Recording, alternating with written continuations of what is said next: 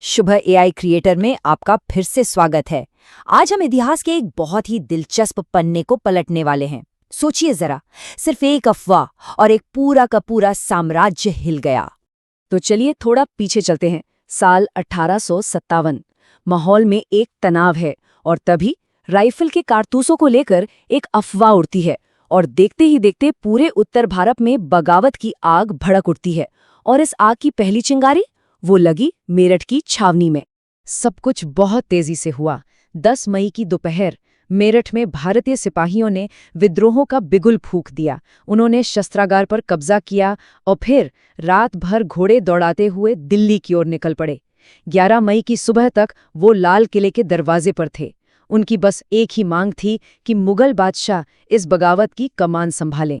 तो आखिर ये सब शुरू कैसे हुआ? वो क्या चिंगारी थी? वजह थी एनफील्ड राइफल के वो नए कारतूस।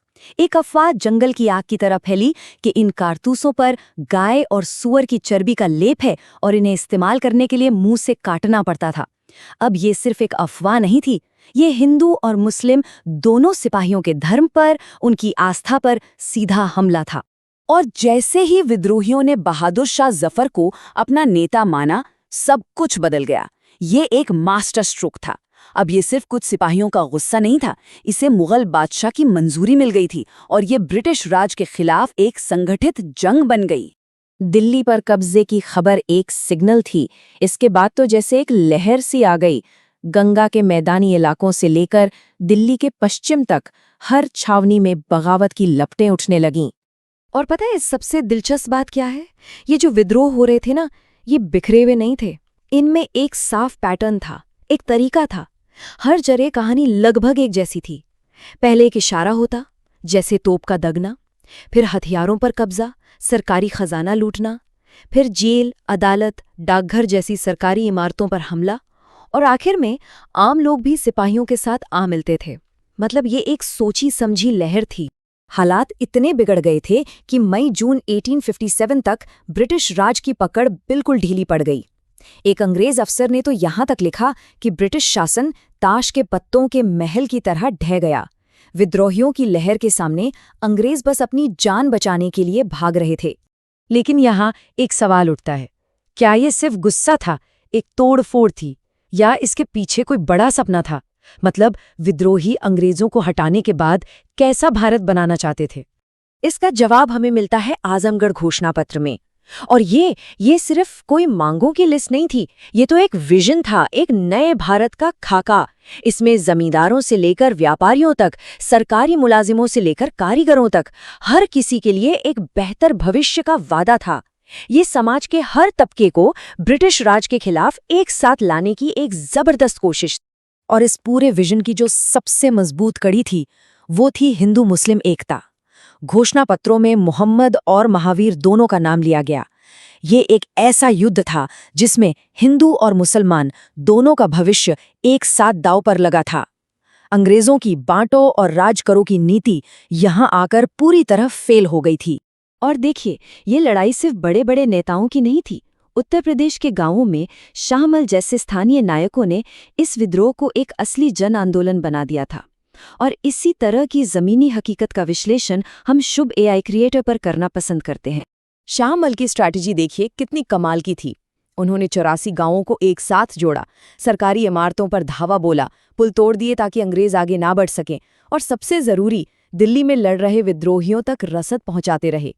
उन्होंने तो मेरठ और दिल्ली के बीच अंग्रेजों का कम्युनिकेशन ही ठप कर दिया था। लेकिन कहानी में एक बड़ा मोड़ आता है। ब्रिटिश साम्राज्य चुप बैठने वालों में से नहीं था। उन्होंने एक बहुत ही शक्तिशाली और क्रूर जवाबी हमला शुरू किया। यहाँ हमें दो बिल्कुल अलग अलग तस्वीरें दिखती हैं। एक तरफ विद्रोही दिल्ली और लखनऊ जैसी जगहों पर पुरानी मुगल व्यवस्था की तर्ज पर एक नया शासन बनाने की कोशिश कर रहे थे। वहीं दूसरी तरफ अंग्रेजों ने कानून का राज ही खत्म कर दिया। उन्होंने मार्शल लॉ लगा दिया, जिसका सीधा मतलब था कि कोई भी अंग्रेज किसी भी भारतीय पर मुकदमा चला सकता था और उसे सजा भी दे सकता था। अंग्रेजों का संदेश बिल्कुल साफ था, विद्रोह की सिर्फ एक ही सजा हो सकती है, मौत। कानूनी कार्रवाई बस एक दिखावा बनकर रह गई थी। अब जरा इस आंकड़े पर गौर कीजिए। 75%। अवध जैसे इलाकों में अंदाजा है कि लगभग 3/4 मर्द आबादी इस विद्रोह में शामिल थी। ये कोई छोटी-मोटी सैनिक बगावत नहीं थी, ये एक जन युद्ध था। अवध के एक बड़े जमींदार, एक तालुकदार, राजा हनुवंत सिंह के ये शब्द उस दौर के जमींदार वर्ग के गुस्से और धोखे की भावना को दिखाते हैं। उन्होंने एक अंग्रेज अफसर की जान तो बचाई, लेकिन साफ साफ कह दिया कि अब मैं लखनऊ जाकर तुम्हारे खिलाफ लड़ूंगा, क्योंकि तुमने हमारी पुरखों की जमीनें हमसे छीन ली हैं। अब आते हैं कहानी के उस हिस्से पर जहां इतिहास लिखा नहीं बल्कि बनाया जाता है, तस्वीरों और कला के जरिए। चलिए देखते हैं कि विजेताओं ने इस बगावत की यादों को कैसे शक्ल दी। तो आप जरा देखते हैं कि अंग्रेजों ने अपनी कहानी दुनिया को कैसे सुनाई। हमारे सामने एक 1859 में बनी एक बहुत मशहूर पेंटिंग है, द रिलीफ ऑफ लखनऊ। ये पेंटिंग ब्रिटिश जीत का जश्न मनाती है और एक ताकतवर प्रोपेगेंडा का काम करती है। अगर हम इस पेंटिंग को ध्यान से देखें तो इसका मैसेज बिल्कुल साफ है। बीच में पूरी रोशनी में कौन है? British hero. उनके सामने अंधेरे में परछाइयों में मरे हुए और घायल विद्रोही पड़े हैं। पीछे टूटी फूटी इमारत उस मुश्किल लड़ाई को दिखाती है।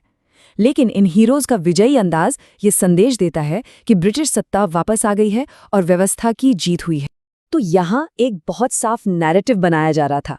ब्रिटिश तस्वीरों में विद्रोहियों को हमेशा शैतान जैसा दिखाया गया, हिंसक, बर्बर, जो औरतों और बच्चों पर हमला कर रहे हैं। और अंग्रेज, वो हमेशा नायक के रूप में दिखाए गए, बहादुर सिपाही और अपनी इज्जत की रक्षा करती पवित्र महिलाएं। ये विद्रोहियों को इंसान से कम दिखाने की एक सोची समझी चाल थी। बदला, ये भी एक बहुत बड़ा थीम था।